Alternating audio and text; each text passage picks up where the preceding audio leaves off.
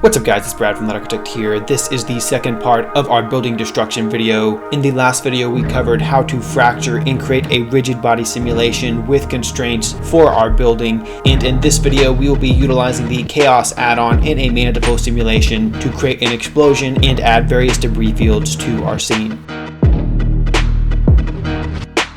Anyways guys, let's get started. This is where we left off in our last video. As you can see, we have several different constraint collections for our scene here, and we've just destroyed this building here, creating a nice little rigid body simulation and building collapse. To start off this video, let's go ahead and select our rigid body collision object here that crashed into our building and just press H while it is selected to hide it from our scene so that we don't have to deal with it further. And I've also hidden our constraints here so that they don't make our scene too messy, and we can deal with our explosion a little bit more effectively. Alright, so let's go ahead and play through our simulation here frame by frame, and I'm just using my arrow keys here to find the point when we want to add our explosion. So probably right about here is where we want to add our explosion simulation. So what we'll do is we will select our 3D cursor where we want our explosion to be generally, probably right about here where our rigid body simulation is the most active, and then we'll go over here to our KHAOS tab and we will select dynamic smoke fire. We will add some debris fields later, but we'll just choose dynamic smoke fire for now. And we'll change a few of the particle parameters here. We will change the fuel start amount to 1, and we're also going to change the velocity of the smoke in the particles to 0.15.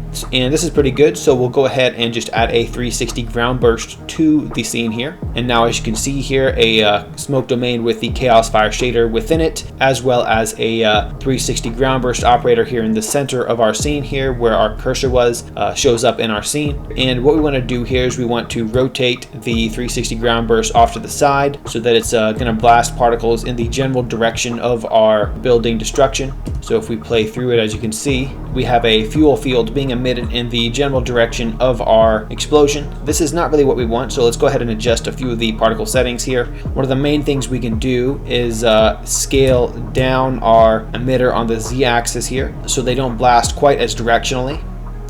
Something like that. And also we want to dial down the speed in which these particles are going as they're being emitted a little bit too far out here. So while our particle emitter is selected, we'll go to the particle tab here, and I'll go ahead and delete the bake, and we're going to adjust a few of the settings here for our fuel field. First, we'll increase the number of fuel particles to something like 1200 for a more dense fuel field, and we'll also change the end emission frame to something like 34 for a little bit shorter of a burst. And then under velocity here, we'll change the normal speed of our particles to something like 12 so it doesn't move quite as quickly, and then we'll also increase the randomness to 14 just to give a little variation. And now as you can see, when we play through it here, we get a little bit different of a result. Let's go ahead and adjust the shape of our particle system as well one more time so it doesn't blast quite as out to the side like it did. Let's try this out for us. Alright, that's looking much better. I also like to change the viewport display of my particles to cross so that I just get a better idea of what I'm working with. And what we're going to do here is we're just going to build a fuel field for our explosion. So this is the initial blast for our fuel field. And we can adjust a few more of these settings, but it's already looking pretty good now. I'm going to say that looks pretty good. I might decrease the lifetime of this particle system to something like 3.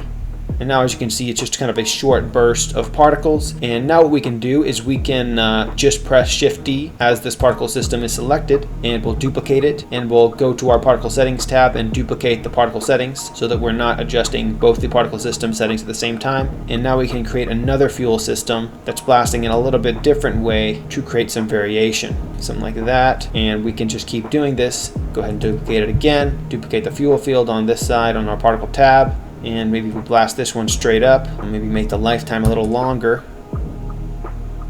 And just duplicate it one more time, duplicate the particle system again, and we'll blast this one out a little bit toward the side here. What this does for us. Maybe something like that is kind of cool. And really at this point, it's just a matter of creating some variation and experimenting with different settings. But I think this is going to look pretty good. For the sake of this tutorial, I'm going to go with it. But feel free to play around with different options. But the next thing we're going to do now that we've set up our general fuel fields here is adjust our smoke domain settings and bake our initial simulation. So let's go ahead and select our smoke domain here. I'll scale it up a bit to cover approximately where I think our simulation will be in. Probably something like this should cover it, but you want to try to get it as small as you can while covering where you want your smoke to be. But this should be pretty good. Alright, so now let's go to our physics properties tab here, and this is where we can change our domain settings for our simulation. And I might increase the resolution divisions to something like, we'll try 280 just for a little bit more detail. But this kind of changes the scale of your simulation as well, so just keep that in mind. The higher the resolution divisions, the larger in scale your explosion is going to look. We'll leave the rest of these initial settings the same. We'll deselect adaptive domain, as sometimes that can create some glitches when we add noise to our simulation later. Under the gas settings here, we'll increase the vorticity to maybe 0.05 just to give that smoke a little bit of randomness in its shape. Sometimes I select the dissolve, but we'll leave that off for now. For fire, I will decrease the reaction speed to 0.2. And that's just going to make our fire and fuel burn a little bit slower so that the flames will linger a little bit longer in our scene. And then I'll also increase the vorticity of our fire all the way up to 1, which is going to make the flames a lot more larger in scale. Alright, so these are some pretty good settings. Now we will choose in our cache here where we want to save our simulation data. So go ahead and just choose a folder here. Just create a cache folder and accept. And now here we want to choose how long we want our simulation to be simulated for. So maybe we'll do something like 160. So about 4 seconds, a little longer than 4 seconds, but that just depends on how long you want your simulation to be. Now we'll go ahead and press Bake Data, and then give your computer some time to simulate your initial explosion base mesh. Alright guys, so we are finished baking our original simulation base mesh, and it's looking pretty nice here. As you can see, we do need to add some high resolution noise on top of our simulation just to get that detail. But if you want to play it back before you bake your high resolution noise to make sure you like the result you are already getting, because as you know, that noise is just going to refine our original simulation. So if you want to play it back, all you would do is just, I'm just going to do a little preview here, maybe change the resolution to 65% over here, and then I will go to viewport render animation, and now Blender is going to go through all of the frames in our scene, and then when we play it back through render animation, it will play it back in real time. Alright, so now that it's done going through our frames, we can just go to render and view animation, and we can see it playing back in real time and see what we're getting so far. And as you can see, the timing of our explosion is a little bit off, so ideally we should actually rebake this and make sure our explosion happens a little bit earlier. But instead what I'm going to do, since I'm going to render our explosion out separately anyway, I'm just going to fix the timing in our compositing process. But this explosion itself is looking pretty cool. We do have some kind of weird ink drop effects going on over here, but I'm going to try to resolve that with the addition of our noise, and I think it'll still look pretty good. So I'll go ahead and close this window here and select our smoke domain again, and make sure that you save your project every once in a while, just so in case Blender crashes, you at least have your previous work saved. And we'll just select the smoke domain here, go back to the physics properties tab, and we'll go down here to the noise tab here, and we'll select the checkbox for noise. And now we can choose some of our noise settings here. I'm going to up-res our simulation by 2, which just means we are going to increase the detail in our simulation by a factor of 2. And I'll use the wavelet noise method, a strength of 1. And then for the scale, I'm going to increase this to 10. And what that's going to do is it's going to make the simulation look a little bit larger in scale by carving up larger pieces of the simulation. So as you can see here, if we hover over it, the higher the scale value, the larger the vortices are going to be for your noise. So it's just going to give it a little bit of a larger scale look, and we'll keep the time at 0.1. And finally, we'll save our project one more time, and finally we'll just click on bake noise, and then once again give your computer some time to bake the noise on top of our original explosion base mesh.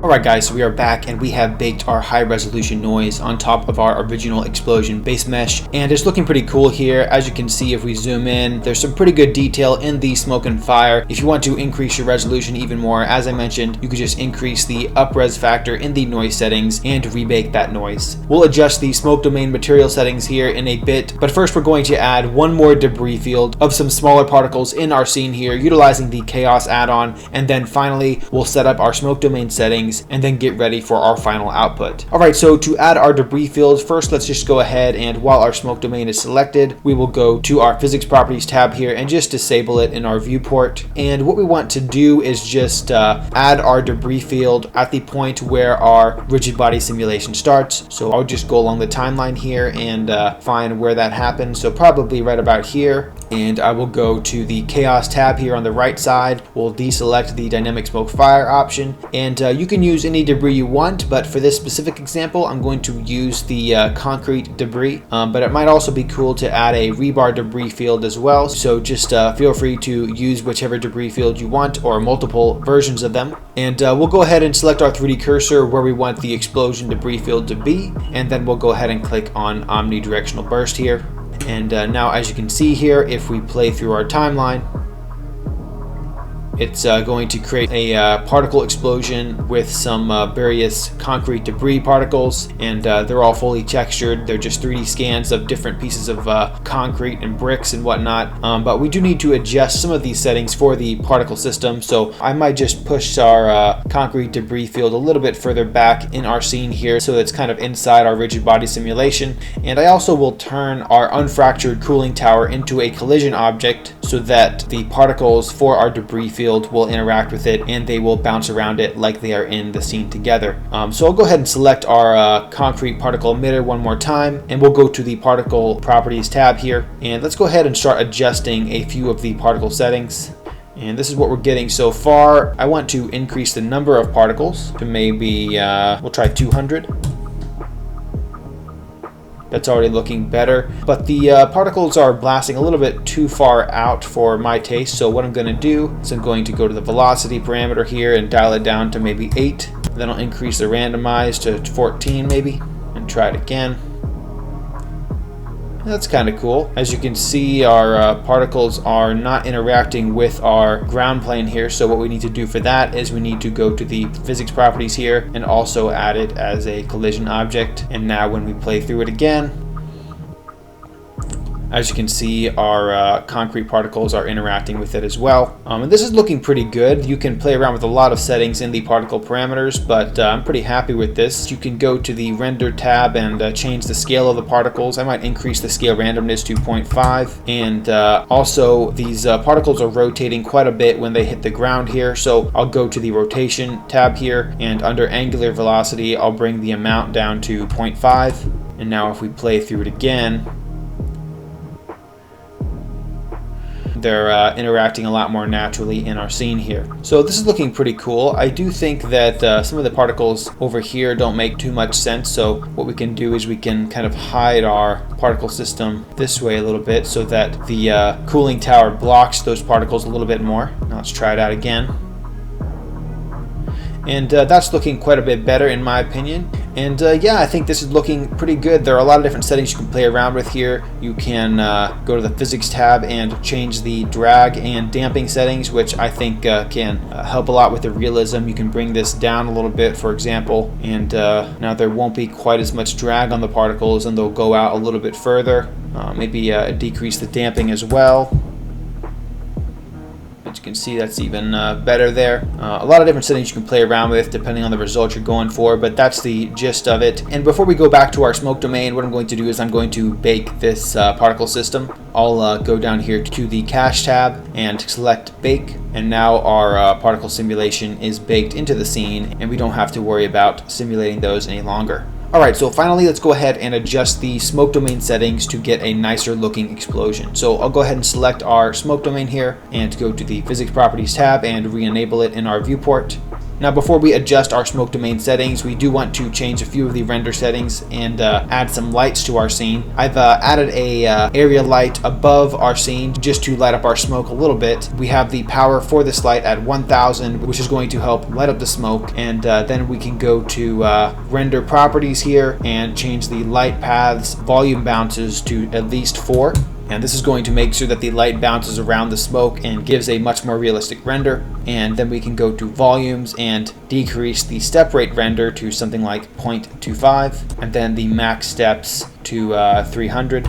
And you could leave these at their default, but I like to change the settings to get a little bit more custom detail for our render. And this is looking pretty good here. While I'm here, I might also enable adaptive sampling and decrease the render samples to maybe something like 28. And then under advanced, I'll select the sieved stopwatch for some noise variation in our render. Let's go to the world setting tab here, and I'm going to add a basic HDRI for our scene here. So I'll just go to environment texture, and I'll choose a environment texture that I've downloaded from HDRI Haven. And we're just doing this so that whenever we adjust our smoke domain material, we have some light lighting up the smoke so that we can get a better idea of what our final result will be. If you don't have any lights in your scene, it can be hard to get a nice looking result for your smoke, as you don't really know what it's going to look like once you do add those lights. And this is looking pretty good here. Let's go to the render properties tab here, and under film, we'll make it transparent so that we don't render our HDRI in the background, and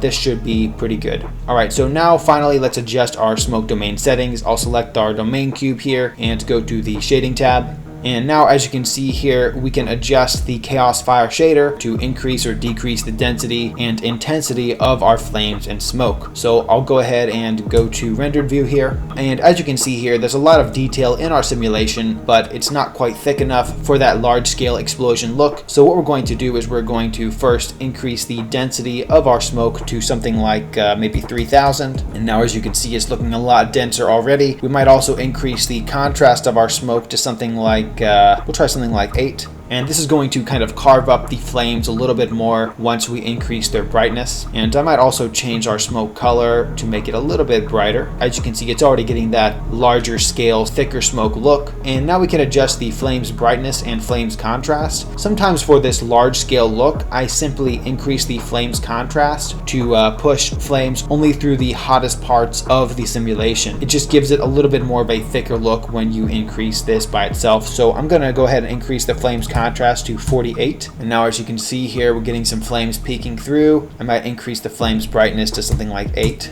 And now, as you can see, we're getting quite a bit of flames here, which might be a little bit too much since we're at frame 52 of our simulation, so about a second into our sim. I might bring this down to 6. We will split the difference at 7. And this is looking pretty good. I'm going to go a few frames earlier, see what it's looking like. As you can see, it's a little bit too bright here. I'm going to bring this back down to 6. And keep in mind that you can keyframe these fire shader values as well. I think this is going to look pretty good, especially once we add some glow and glare to our final simulation. But depending on the look you're going for, you may want to adjust these settings even more. So I'll go back to solid mode here. And finally, we're going to add our camera and go back to the layout tab. And finally, let's add our camera and do a test render for our final shot. So I'll press Shift A, add a camera to our scene here, and I'll just kind of place it here off to the side. I'll go to View, Camera.